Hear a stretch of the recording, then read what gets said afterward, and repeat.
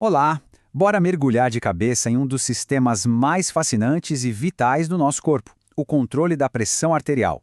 Pensa nisso como uma orquestra silenciosa, sabe? Que toca a melodia perfeita a cada segundo só para manter a gente em equilíbrio. Vamos descobrir juntos como essa engenharia toda funciona? E para começar, vamos usar uma situação que, olha, quase todo mundo já passou. Aquela tonturinha chata quando a gente levanta rápido demais do sofá ou da cama.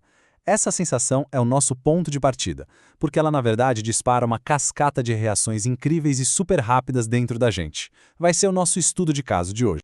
Antes de mais nada, o básico do básico.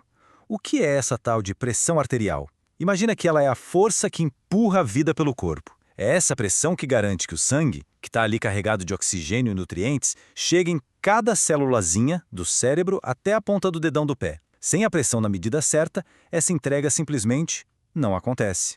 E o grande objetivo do corpo, a missão número 1, é manter essa pressão num estado de equilíbrio perfeito. Isso tem um nome chique, homeostase. Nem muito alta para não estragar nossos vasos sanguíneos, que são delicados, e nem muito baixa para não deixar os tecidos passando fome. É uma faixa de segurança bem estreitinha que o corpo defende com unhas e dentes.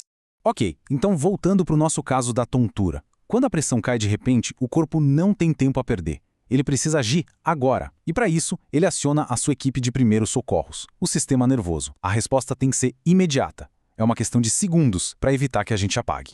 Mas quem é que toca o alarme? São eles, os heróis anônimos da história, os barorreceptores. Pensa neles como sensores minúsculos, posicionados de forma genial nas principais artérias, bem ali perto do coração e no pescoço. A função deles é super simples, mas vital. Eles ficam o tempo todo medindo quanto a parede da artéria está sendo esticada pelo sangue que passa. Agora, olha só a velocidade com que tudo acontece. Primeiro passo, a gente levanta, a gravidade puxa o sangue para baixo e a pressão lá em cima, na cabeça, cai. Segundo, na mesma hora, os barorreceptores sentem que as artérias deram uma afrouxada. Terceiro, eles disparam um alerta vermelho direto para o centro de comando do corpo, lá no bulbo cerebral.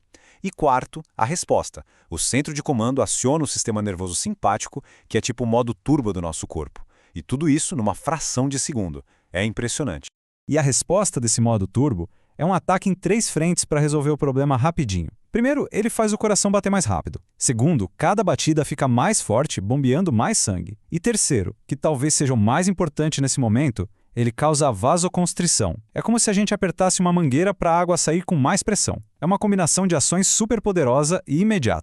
E o mais legal de tudo é que isso acontece antes mesmo da gente ter tempo de pensar: nossa, tô tonto. É uma correção quase instantânea. A equipe de primeiros socorros do sistema nervoso cumpriu a missão.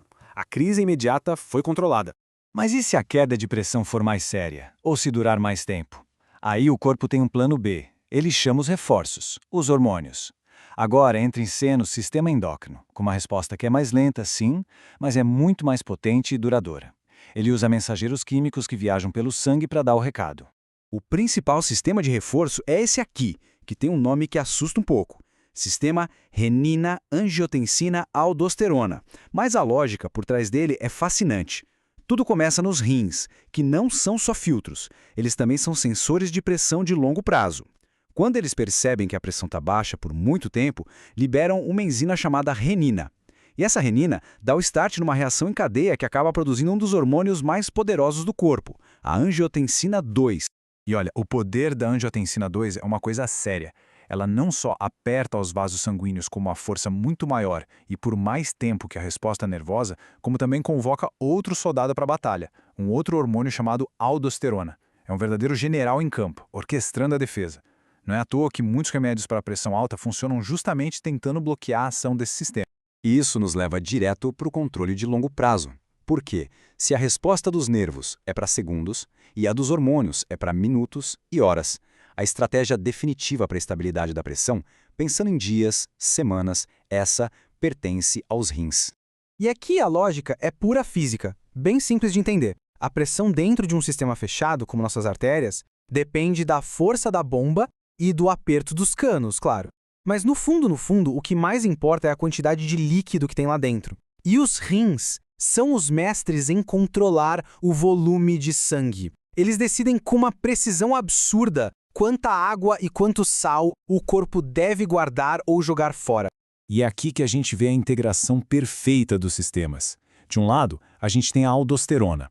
Lembra dela? Aquela que foi chamada pela angiotensina 2? Ela vai lá nos rins e dá uma ordem clara: segurem o sódio. E como a água sempre vai atrás do sódio por osmose, mais água acaba ficando no corpo, o que aumenta o volume do sangue. Ao mesmo tempo, o cérebro pode liberar o ADH, o hormônio antidiurético. Ele age como se fechasse as torneiras de água dos rins, puxando a água de volta para o corpo. O resultado da ação desses dois juntos, um aumento super eficaz e duradouro do volume de sangue e, claro, da pressão.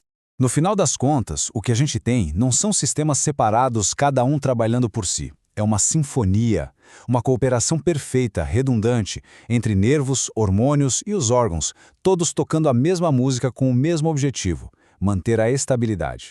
Essa tabela aqui resume tudo de um jeito brilhante. De um lado, o controle nervoso, elétrico, super rápido para emergências, agindo direto no coração e nos vasos. Do outro, o controle hormonal e renal, químico, mais lento para começar, mas com um efeito poderoso e que dura muito mais tempo, focado em controlar o volume de sangue. São ferramentas diferentes para problemas com durações diferentes. Tá, mas e o que impede o corpo de exagerar na dose e a pressão subir demais? É um princípio chamado feedback negativo. Pensa no termostato do ar-condicionado. Se a pressão sobe um pouquinho além do ideal, o corpo ativa tudo para baixar. Se ela cai um pouquinho, ele ativa tudo para subir. É um ciclo de autoajuste contínuo, super inteligente, que sempre tenta voltar para o ponto de equilíbrio.